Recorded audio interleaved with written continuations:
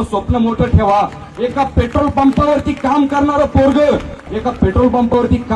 पोरग एक 5 कोटी रुपयाची व्हाईट कलरची मर्सिडीज गाडी आली पेट्रोल भरायला.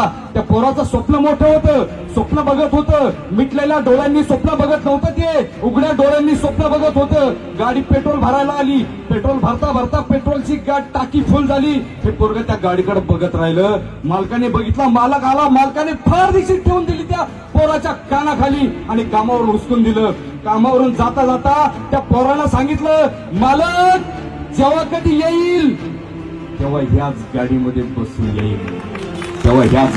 बसून येईल.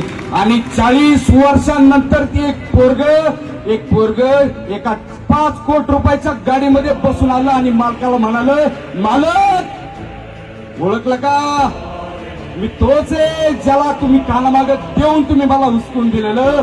माझं नाव धीरूभाई अंबानी. मित्रांनो, स्वप्न मोठी ठेवा.